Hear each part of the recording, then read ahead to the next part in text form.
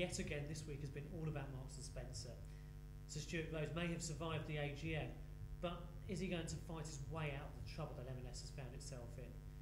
Welcome to this week's TGI Friday with myself, Tim Danaher. I'm the editor of Retail Week, and I'm joined by George Macdonald, deputy editor of the magazine, to talk about the week's events in retail. And really, George, once again, M&S was the big story. I watched the AGM webcast on Wednesday, and it seemed to be a lot of old people moaning about carrier bags and sleeveless tops. You were there on the scene. Was it really as tame as that? Did Sir Stuart have quite such an easy ride? Yeah, I think it went off not with a bang but a whimper, which is what he would have wanted. The thing to remember, I guess, is that despite the expectation of fireworks, the people who turn up at the AGM tend to be the private shareholders. They love the lunch they get that day, and they love Stuart Rose. They haven't fallen out of love with him yet. It was quite noticeable how long it took before anybody brought up the corporate governance controversy. They really don't seem to care, despite the fact that it's annoyed the city so much. So I think now it'll be back to business as normal for Sir Stuart and his pals. So what do you think happens now? He's got through the AGM, there were a few abstentions, but he's in the clear.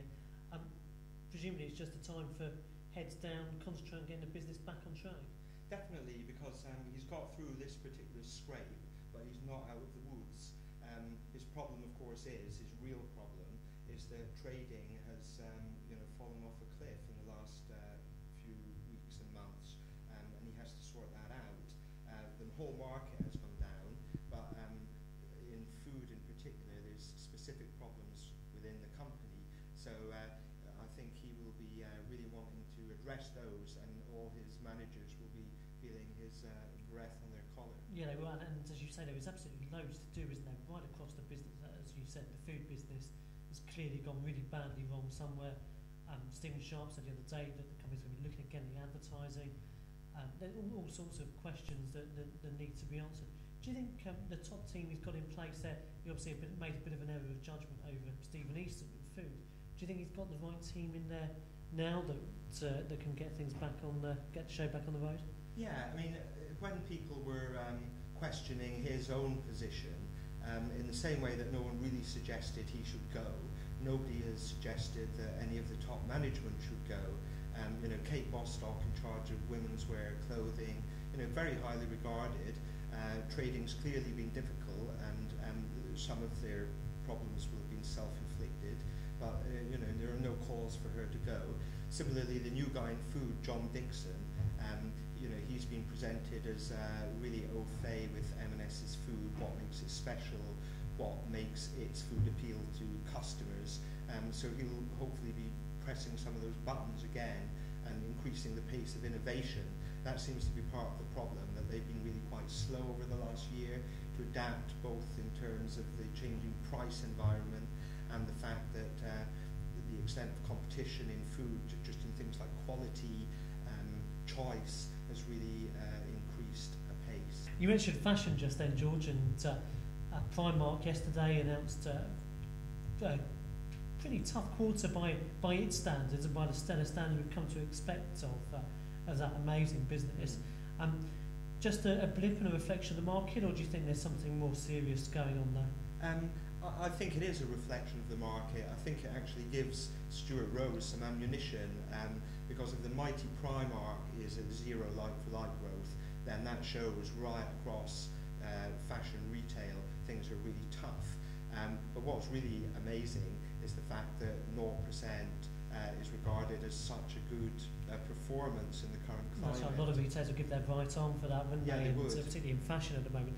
But we've seen a couple of interesting appointments at Primark as well, which shows that the business really seems to be planning for the future, both in terms of expanding internationally and also perhaps preparing for the day when Arthur Ryan finally does decide to call it a day. Yeah, we reported a few weeks ago that Paul Marchant from New Look is joining Primark. He looks like the heir apparent to Ryan. And then this week they poached Guy Young from CNA. I think that's a very interesting hire, because although CNA left this country several years back, it's still a big force in Europe and doing well.